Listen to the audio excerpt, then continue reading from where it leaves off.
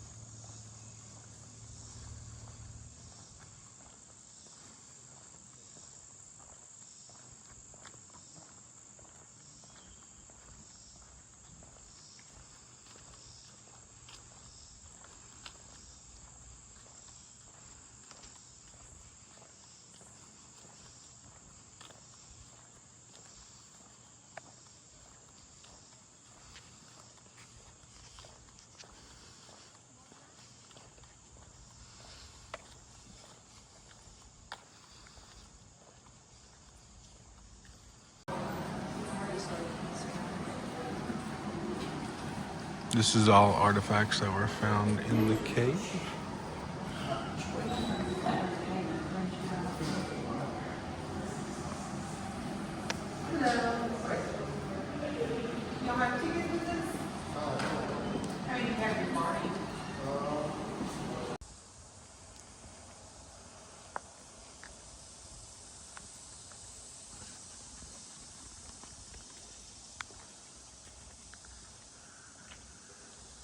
Got a general store here. Got the blacksmith shop.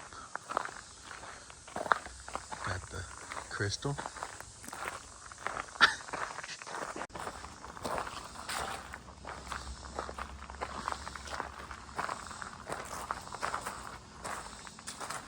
I have quarters, I think.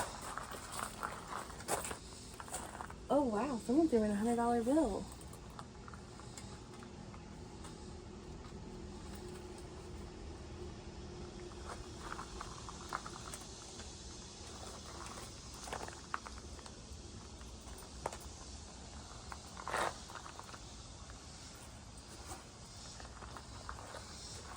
Here, I'll put one. Looks like they got some gem mining.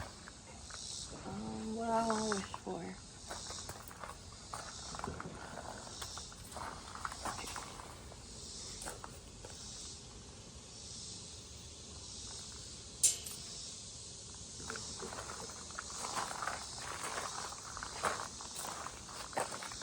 Got a sweet shop over here. With bluebell ice cream. I want to see the glass blowing. She's excited about the glass blowing over here.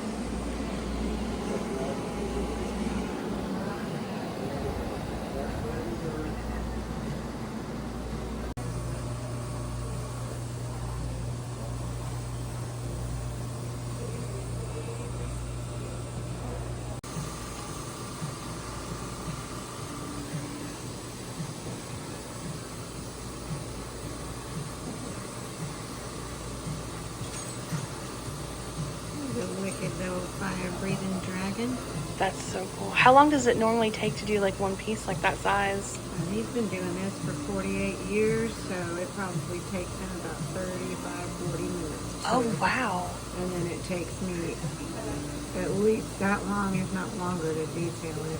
Wow, it's beautiful. Yeah, he's really cool.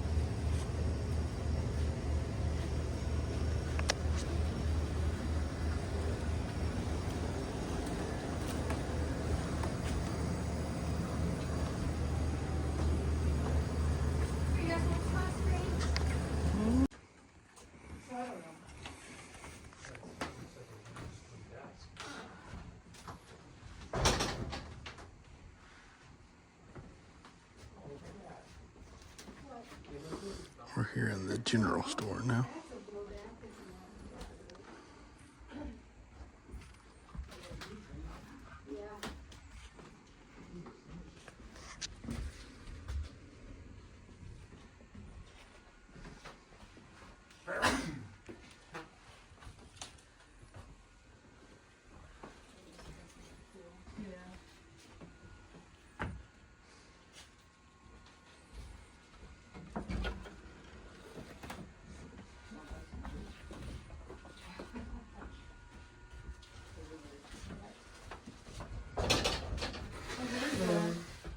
Pop guns.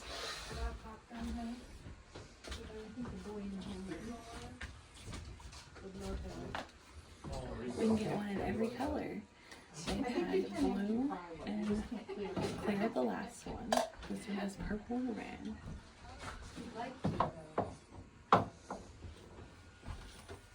Need some slingshot ammo. Some tic-tac-toe toast. Got that avocado toast.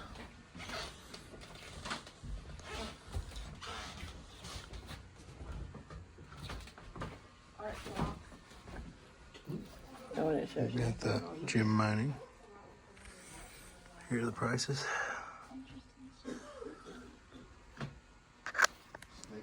That's the one all comes in.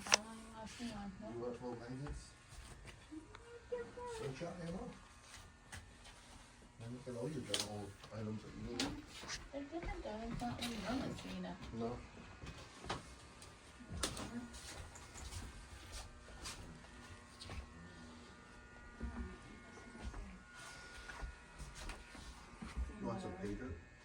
Need some gold doubloons. They got it.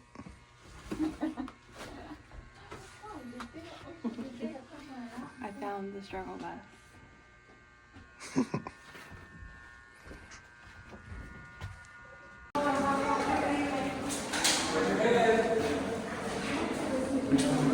Feels really nice. It does. It feels so much better.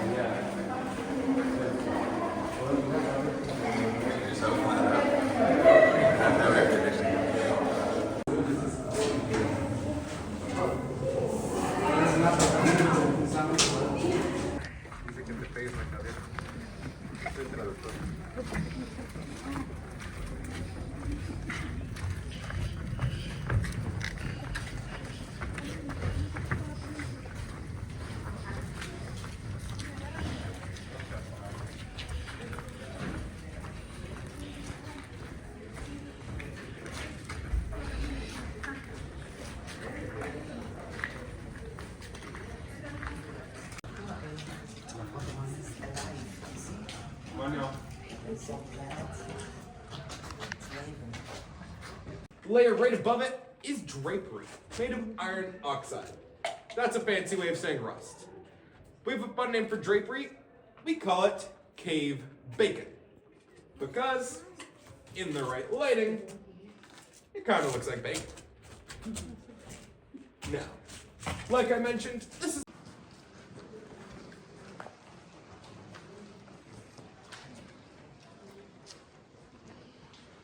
Alright everyone, if y'all look at a very active formation that drips constantly. That dripping makes these nice cone-like structures. They're called stalactites and stalagmites. If you want to think of the difference between the two, stalactites hang tight to the ceiling, whereas stalagmites might get big one day. Sometimes they do. They get big and connect to one another to form a column, like we have right here. Or if you want to be all fancy schmancy, you can call it a stalactostalagmite. Now as we keep moving, our path transitions to clay. Clay is slick, so watch our steps. Here is called the council chambers. The council chambers gets its name from Chief Craighead of the Cherokee. He would have got this land through the Hiwassee or Ocoee land grant and then brought his tribe down for pertinent tribal meetings. In the 1920s, some teenage boys came up here to do some exploring. They found a bunch of artifacts, like arrowheads, pottery, and jewelry, some of which are on display in a glass case in a lobby. Another cool thing we have is anthodites. Everyone say, ooh. Ooh. Anthodites are among the rarest cave formations in the entire world, and they only occur in about 8 caves worldwide. We have over half of them here at the Lost Sea, which is the reason we're a U.S. registered national landmark. Now these guys get their name from the Greek words anthos and dites, meaning cave flowers, and they grow slowly.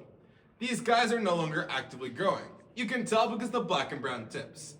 Actively growing ones are orange and white. I can show y'all some really cool actively growing ones on the other side of this rock. Just note, that is a low-hanging rock and it has anthodites growing under it. Anthodites are pokey, so we call that rock the Wig Snatcher. Oh, God.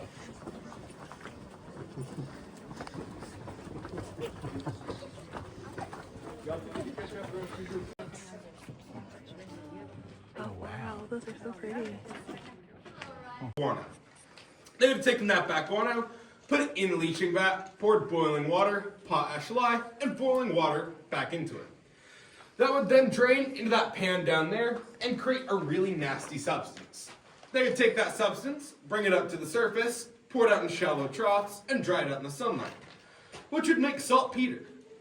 Now saltpeter is potassium nitrate, proven to be authentic through carbon dating.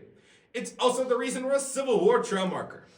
I'd love for y'all to come in here and see that date. Just know on the other side of us, there are 2 low-hanging rocks.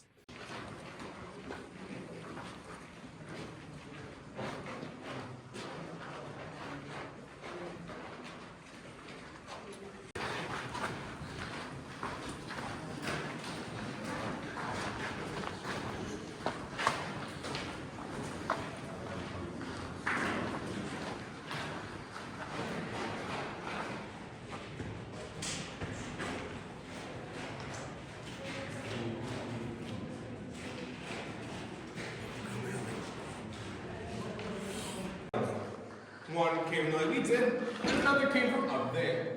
Now up there is the big room, the second biggest room we have access to. And up at the very top is our natural entrance. Remember I said, it's not very far. If you were to go down the natural entrance and look to your left, you would see a 90-foot deep pit. At the bottom of that pit, we found some bones. Those bones belong to an ancient Pleistocene jaguar. We determined the cat was really big. The body length alone was 8 feet long, and the animal weighed 500 pounds. Today you can still see a bronze cast of the animal's face that it looked like, as well as a plaster cast of some of the paw prints we found elsewhere in the cave. Both are in a display case in the lobby. Now another cool thing that happened just around the corner was the Cavern Tavern, a bar opened in the 40s. There would have been enough of those boxes to fill this room to the top, and enough to feed 20,000 people for 2 weeks in case anything bad happened. Now luckily nothing bad ever did happen, so we took most of the boxes out.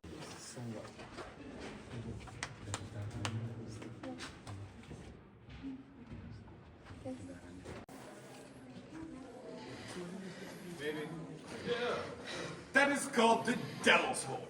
The Devil's Hole is simply put a drainage hole. It goes straight down 13 feet and then goes out and tapers off to the size of a softball. From there, we're not really sure where it goes. What we are sure of is there's a legend surrounding the hole. It says, if you have been good and look into the Devil's Hole, you'll see some rocks or some dirt. I'm not really sure. But if you've been bad, you will see the face of the devil. So if you want, you can go ahead, look on in, see what you see. If you do see anything, don't scream. You'll scare everyone.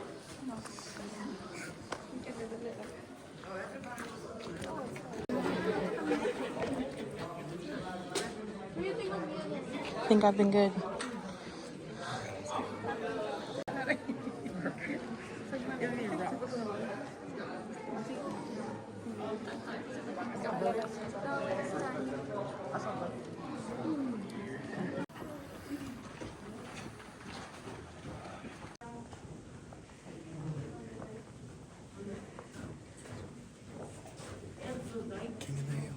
And the only invisible source of water that runs into the lost sea, which means we are close. However, it means we are now at the steepest part of the trail. From here, we descend another 70 feet. It is not a fun hike down and back up. So if you have any breathing problems, injuries, anything you would think would hinder you at all from being able to go down and come back up, we have some lovely benches y'all can wait at. Alone. In a cave. In the dark. Should you choose to wait, that's absolutely fine. We'll be back for you in about 20 minutes. Just know you will miss the boat ride. For all of you going down, you can follow me.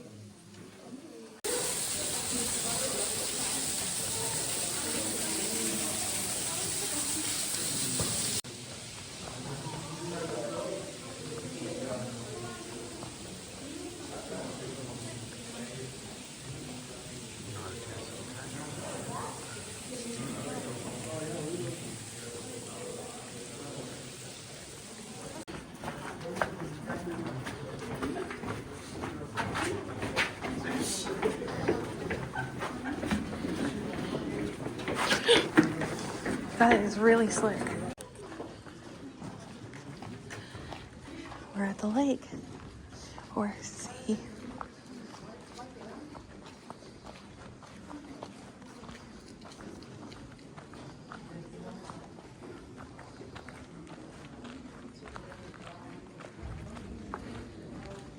Wow. Look how clear that water is.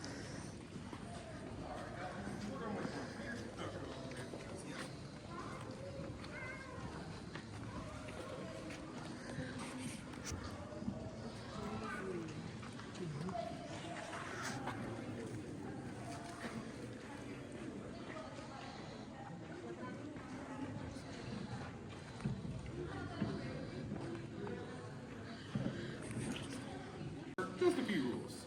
The first of which being, this is a floating boat dock. It is going to move when you get on it. Do not be alarmed, just be aware. Now coincidentally, the boats also float. So as you go to get on one, a gap might form in between the boat and the dock. We have one goal today. To get on the boat and not in the gap. In the gap is the lake. Now, once you're on the boat successfully, you will notice we have lovely red and blue sea cushions. They also double as a flotation device, in case you get violently thrown off of a 2-mile-an-hour boat ride. If you do, please take one with you. 75 feet. Oh, wow. If you don't, no worries, just grab the person next to you on your way down. They should work just as well. Now once you're on, don't do anything to jeopardize your own safety, like stand up, rock the boat, or do a backflip. And if you brought anything on board that you think is valuable whatsoever, please don't hang it over the side of the boat, because if anything goes in the water, there's not a thing I can do about it. Last thing last is that we have fish. Fish have teeth and a bad habit of biting people. So please do not stick your fingers in the water. Now, we're gonna let this other group off, so if y'all could stick y'all's right hand side, right when they get off, we can go ahead. Alright, so my group, we're going to be taking off at full speed, so if you guys would, just use your hats. If you don't have a hat, just put the breeze in your hair. If you don't have hair, just feel the breeze. It's so slow. Alright, this is just me. We would pump in the back. And where did it go? Inside the cave? No, so excess water goes into the creek, but we do have 2 wells, so all the water in our facility is from the lake.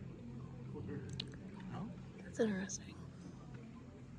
We have access to, it's 800 feet long, 220 feet wide, 65 feet tall, and 75 feet deep. Now, bada boom, we know where the cave goes. Now trout, they're not very bright. They're kind of like children. And once you start feeding them, they don't leave. So they stuck around and we grew attached. However, we still really wanted to know where the lake went. So in 1975, we sent cave divers down. Their first major discovery was along this rock wall here. Along that rock wall, there's a large underwater passageway. Our divers went 800 feet back into that passage before running out of lifeline, and they still could not find the back of it. What they did find was a big problem. That is, while scuba diving, they're kicking out air bubbles. Those air bubbles were working their way into the loose rock ceiling and knocking those rocks down. So it became incredibly dangerous for them to stay down there. And they had to keep moving. They then went all the way to the very back, where they found a second passage. Now that passage is pretty much the same as the first one. And yet again, they kept moving. They then went somewhere over in that direction and found a third passage. Now that passage is different from the other two. It is an inflow passage, which means water actively comes into the lost sea from another subterranean body of water somewhere else, which I think is really interesting. Oh wow, look at them all. And this brings us to the fish feeding portion of the tour. That's why they're over here. They're getting the food.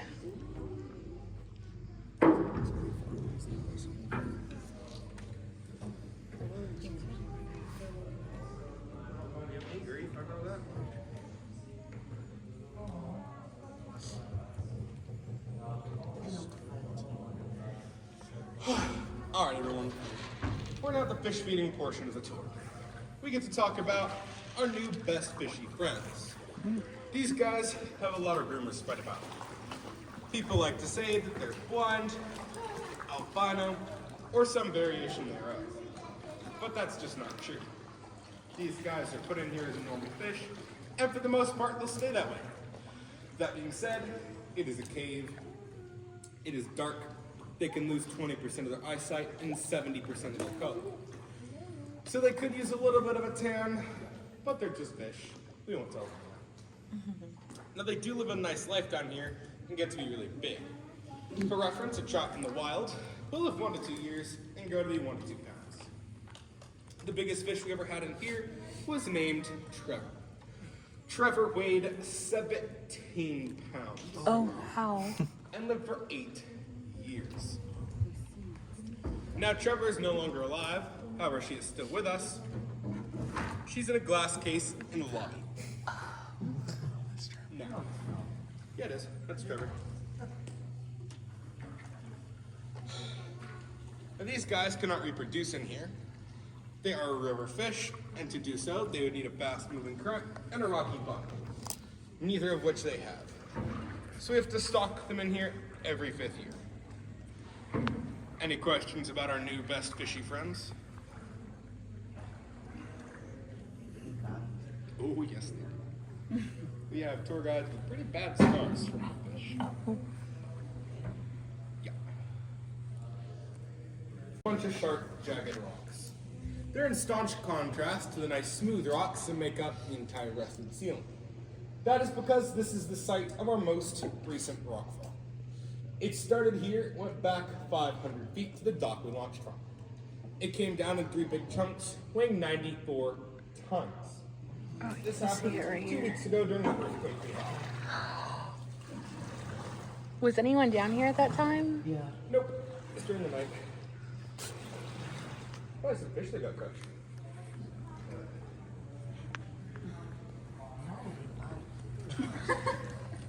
Yeah, you can see it.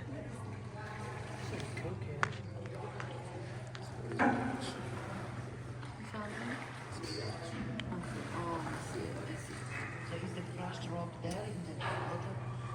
It is. No, I was just kidding. This happened a very long time ago. Oh, wow. Remember what drapery is? It's cave bacon. Hey, baby. We took a little chunk off the bacon, not to fry it up and eat it, but to carbon date it. The carbon dating came to be about 2,000 years old, and that's our best guess as to when the rockfall happened. Massive new formations popped up, like Bessie. Bessie's our milking cow of the cave, and she drips constantly. 39 to 40 times a minute. A lot of y'all might get dripped on. It's called a cave Thank you. kiss. It's good luck. probably a bad time to mention 140 feet into the men's restroom. Yeah. Oh, 80?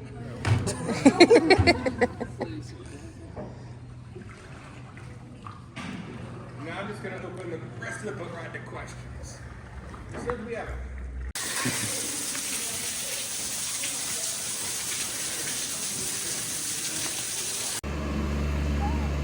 So that was the Lost Sea. What'd you think?